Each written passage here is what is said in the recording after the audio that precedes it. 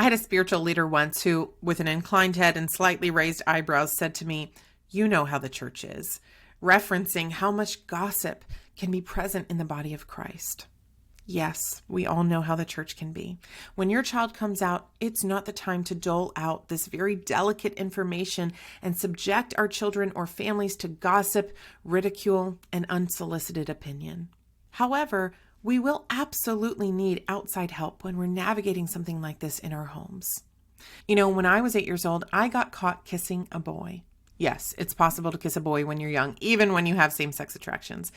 But when my parents found out, they were shocked, grieved, and terrified. And I was embarrassed and ashamed.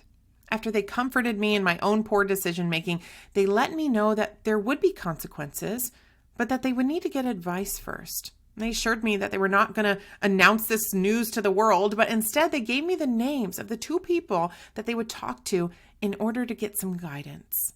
They settled my shame-filled heart by letting me know their reasoning for getting this advice. They said to me, "Honey, we're going to get advice on this for us to get the help that we need.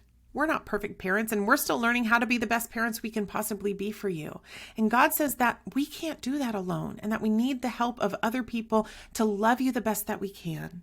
That's why we're going to talk to these 2 people, not to talk about you, but to get help for us." After they spoke with these 2 trusted spiritual advisors, they communicated the consequences to me and assured me that the 2 people they talked to had reiterated their love for me and for our family when they spoke. And so the next time I saw those 2 people in the fellowship at church, they each came up to me and gave me a big hug. They didn't mention anything about my indiscretion or their conversation with my parents, but they made sure I knew that I was loved by them. So though this process certainly didn't feel comfortable to me at the time, I still begged my parents not to tell anyone. I was offered a deep sense of security through my parents' transparency with me and through the careful consideration they gave in who to trust with this information. This is a great depiction of how to navigate something as sensitive and delicate as LGBTQ identifications coming up in your home.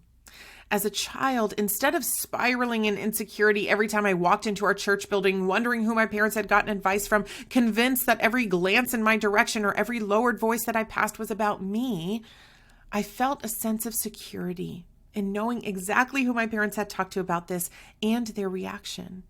And instead of my parents having to navigate this alone or feel as if they needed to lie to me about talking to other people about it, they were able to confidently navigate this righteously and transparently, getting the help that they needed, but still protecting my privacy in the process. You see, we can and should get the help that we need as parents, all while modeling our humility before our kids and assuring them of our commitment to protect them in this experience. You certainly don't need to ask for permission from your child to talk to other people about their LGBTQ identity, but it's usually best to transparently share with them who you will be talking to and why, for you to get the help that you need in being the best parent you can be for them.